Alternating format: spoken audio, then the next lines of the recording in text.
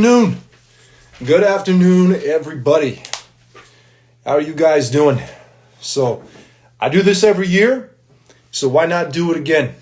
It's a little year-end address, just summing up basically what happened this year, all the events. Grandma Klassen, what's up? Basically just summing up the events this year and what's going to happen next year and just recapping it all. So, I mean, the main thing, Arsonist 2024, definitely a massive year. I mean, by a local band standards, we definitely had a lot of growth. You know, we got Joe on board, that was last year. Manitoba Loud Music Awards, that was last year. We had, well, first of all, our first gig was Festival du Voyageur. I mean, that's a pretty good start. Thanks to Riley for having us on. Josh Ayers, what's going on? So that was number one. In case you're just tuning in, I'm just giving a year-end address and just sort of going over what happened this year, what's to come. So feel free to tell me about yours if you want. So we started out with Festival du Voyageur. That was cool. Ashley Arsonist playing that. The next day, we put out the Bleed video. Shout out to Trav and Chris one more time for putting that together with the video and all that shit. And then, yeah, just getting that played on 97 later on, which we will get to. And then a few more gigs come. We finally get our first EP out. And now we got another one coming around. And I will say this first off, if I didn't already say it before in previous interviews.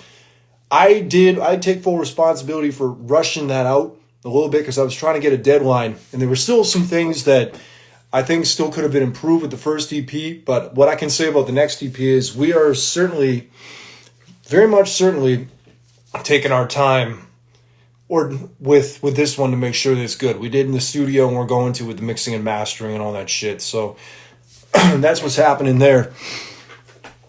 But we got that first EP out, put ourselves on the map, did what we do, Got the EP release show at Tap House. Thank you to Riley for having us there as well, and a number of other Tap House gigs. Sound Off and Sky Raid were great additions to that. It was a fun show. We had an on-the-fly show with Reconcile and the Barry G Player Band 2 days prior to that. It was a nice weekend, well-attended. Before that, I almost forgot with both of those bands. On the Fly, Ashley Arsonist. We had the Guitar Night, which, because it was Easter weekend, could have been a lot better attended. I mean, we pumped a lot into that and didn't really pan out in that department, but it was still fun. I would absolutely do it again with a different cast of shredders. I mean, probably we get Joe up there, and then besides that, maybe a couple other people.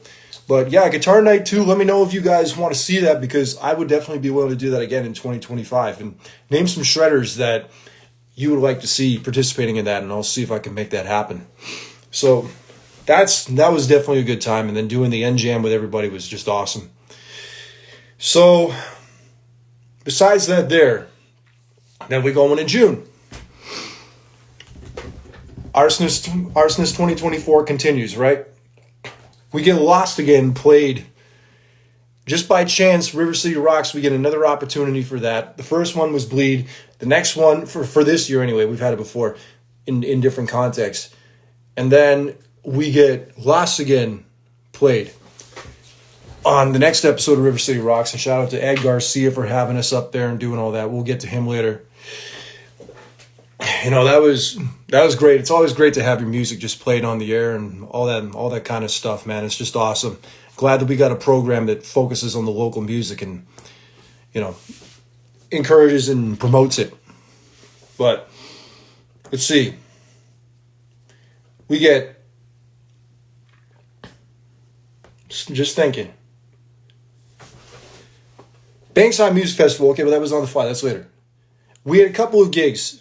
So we had one at the Park Theater that was like a last-minute opportunity for On the Fly, because it was OTF 2024 too. We put out a bunch of songs, just recording them from home as well. And by home, I mean Jamie's place.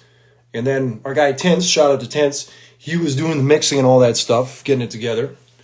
Then that was just like $200 each. Every couple of months, we put out tracks. We put out a new track, do what we do, and we ended up getting on River City Rocks with Down to the Bone at one point as well. And once again, Power 97 totally supported us. And so honestly, for a while, there was no other band promoted on there, like shared on social media locally, except Ashley Arsonist.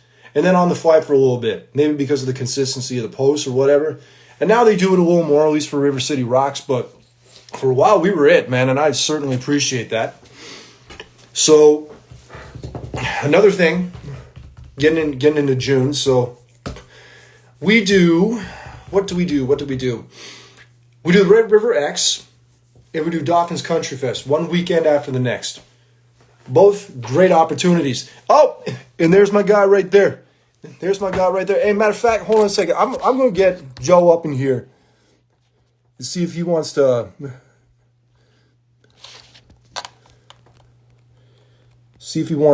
discuss just a touch more.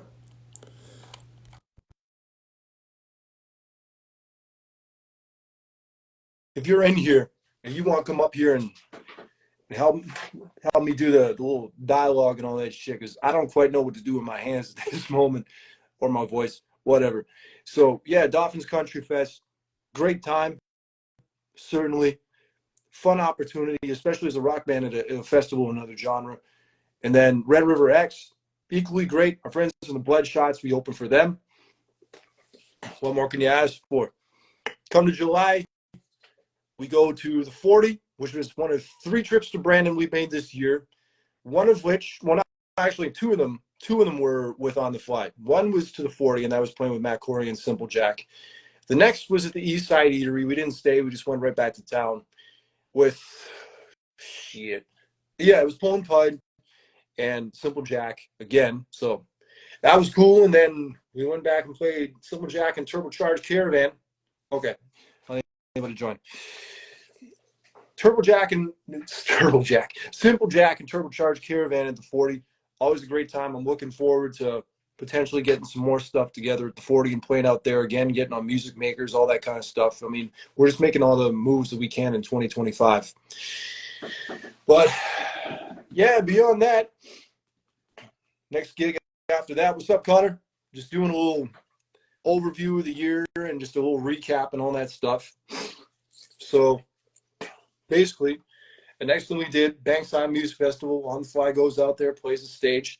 We were trying to get Ashley Arsonist on there. That didn't quite work out, but On the Fly got invited. So I'm like, say no more. I still get to play there either way. And then we get to August. And oh yeah, I also forgot about Red Tie Live. That was back in May. Excellent opportunity. And it's an honor, albeit sort of a melancholy one, that we were the last people ever to play in Red Tie Live. But that footage is up, and we certainly enjoyed ourselves. And anything like that happens where it's like a live stream, we definitely do that again. But back to August, Dauphin's Country Fest. We play that. Well, no, not Dauphin's Country Fest. Same area. We already did that. Rock and Fields, Minnedosa. We do that. Grand old time, except for the fact that I was driving over to my cabin because Joe and I were playing a show over the Gimli Brewery the next day. My car shits the bed. Neither here nor there. But yeah, good old time was had. And that was funny that, like, we were tossing coins, all of us. It was Spectre, Kingsway, Turbocharged. I think those were the 4 that were in the Battle of the Bands up there at Minnedosa. And I just had the sense that On the Fly was going to be first. And I'm just chilling at the campsite. Jamie went down there with everyone else. And then I get the text with the call or whatever. Come on down, we're first. And I just rushed right down there immediately. Like, I just knew. But we did our thing. Once again, good times. And then after those 2 gigs, I believe, there was August 10th.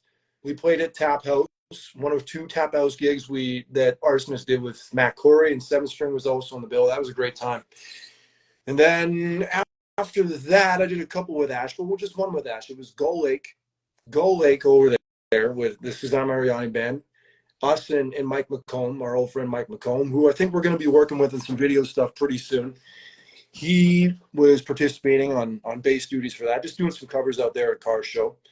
And then later the next week, we did another one where Greg, I forget the guy's last name, but he's from Mountain Gimli. He filled in for, first it was going to be Ash, then it's going to be Joe, then it was going to be Bear G Player, and then it's Greg. So shout out to Greg. And then we have Mike and Suzanne, of course, the whole lineup playing at the Pony Corral on Grant for the second installation of the Car Show. And that was a good old time. And then probably my most adventurous gig day to date. I get the urge, like, after I just been down to Bankside, I got to thinking, like, damn, I haven't been in the U.S. in quite a while. So, like, over 10 years. So I planned out, I got a rental car because my car was still sort of in the balance. I take a rental car, I drive down to Grand Forks. I go down to the States, first time ever driving by myself, and it's always a contrast. I'm like, you feel it. I'm sometimes occasionally like I would feel like I relate to Americans in some way, but then I realize like, no, I'm very much Canadian. Like everything's so huge, everything's so excessive, everything is everything here. It's a very different way of life. Not to knock it, but I was just saying like there is a definite difference between Canada and America, and it's just all relative to where I come from. But big shout out to the States nonetheless, and big shout out to everybody in West Virginia and Ohio in particular. We'll get to collabo season soon enough. So I go do that whole thing, just run around Columbia Mall, Texas Roadhouse, Grand Cities, the whole nine. I go get my nachos over at the Cannon Inns, and then I just get the hell out of there. Go and I play the show with Unsilenced Home Crew and On the Fly at the Tap House the same day. Holy shit, was I exhausted at the end of that. But at the end of the day, it was worth it. Did a couple more in September. There was a Bulldog gig, I believe. It was the Exile in Time CD release On the Fly. We did that. I think we had another one September 27th. It was Arsonist. That was the second Matt Corey show. Whereas us, Matt Corey, and I forget it was the Program and Y. Shout out to those guys. Shout out to Brian, everybody in Y and the Program. Thank you for coming on. That was Joe's suggestion. They did great. So that was the dealio. October, of course, we do our Six Pines residency. We had Rusty come in and do a couple of tunes with us. And then I go screw off to Italy for 3 weeks, and that was certainly amazing. Nothing musical really happened there besides going to the Hard Rock Cafe a couple of times. But then I come back, and by this time we're really knee deep into recording and getting the next EP done. Shout out to Jody, shout out to Jen for all the work that they've done so far on the EP. Well, their work is done now. It's up to Dale and James Tatar to get that done. But for all the work they did, excellent stuff, excellent experience, and I think we're going to be lining up more stuff at Studio 23 come next year. But yeah, November is a little quieter. I don't remember there being any shows because I was gone. But December we had, let's see, we played at the Christmas Musical Mission, and then we played, our last show was at Bulldog Event Center. That was with Book of Ghosts and Knife Hunter. So that was all good. All the while, like I mentioned, Ed Garcia, River City Rocks. We get brought up there again for a third time because we had a bunch of gigs coming on. They want to bring us up. And I think we had those days played on there. I'm not totally sure. But if we didn't, we did this time because we weren't going to rush any new music out, but we were certainly going to talk about it. And this time we actually went up to the studio to do our interview, and then we went and jammed beforehand. So that was great. And we're talking to Ed Garcia about coming back up there again whenever we got new music and all this stuff, and potentially doing some in studio little acoustic performances. We got some other acoustic ideas coming up in the new year, but we got that. And also shout out to Joel Emerson for having us on both the Boneyard and Peg City Sound Off, and that goes for On the Fly too. Same thing. And also a couple other interviewers, Vicky Grandy for having us on Bath of Blood twice. First one was with Brandon and Rusty and I for collabo season stuff. And then the second one was just Ash and I. And that's going to be coming out if it hasn't already. You're going to see that interview in full on YouTube very soon. And then Witch Police for having us on. And who's Jonah from Purple City. We're going to be back on in January talking about the EP and all this stuff.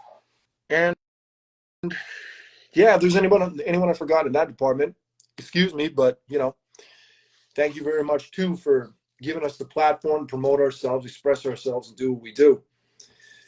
So now that I think we've covered On the Fly and Ash and the Arsonist business, and as you remember, I was talking about there's that whole Rush tribute.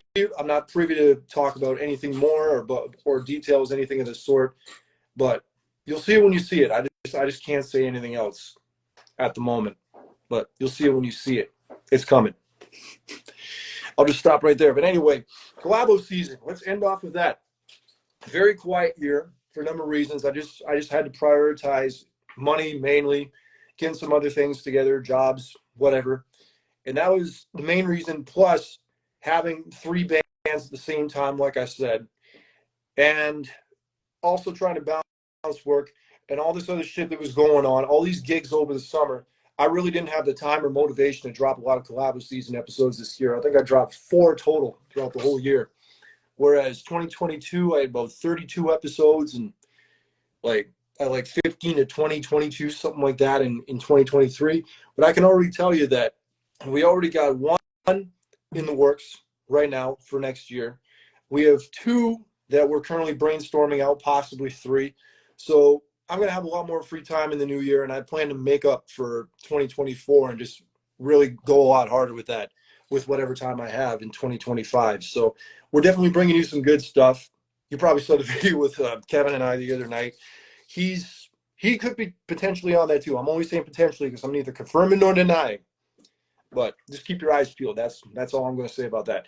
But yeah, we got a lot of cool stuff planned out, and just planning to expand and just reach not only as many people as we can and as many different artists in different places as we can. Like we're already international with this so far, but hopefully to have our product reach as many of the original musicians and have them shared and appreciated and whatnot as well.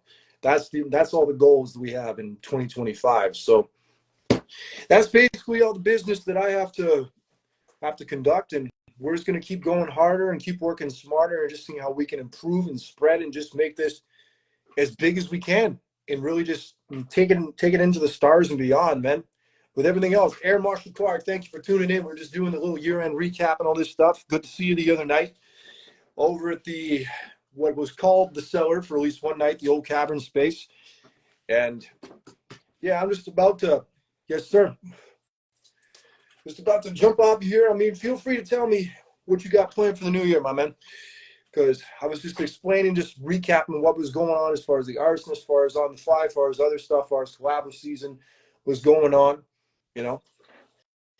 And then just seeing what lies ahead in the new year. So then that's all I've been doing for the last few minutes, and I'm probably just going to jump off of here before I just ramble on too long about absolutely nothing. Not that I haven't been thus far, but it might turn into that if I keep speaking a little bit longer. So anyway, regardless, hope everyone has a happy new year. And Arsonist 2025, OTF 2025, everything 2025 is going to be epic. And I'm going to be 30 next year in like 9 months. Ain't that crazy? So let's really make the most of these next few 9 months and the whole 12 months that's coming up. All right, I'll see you guys soon.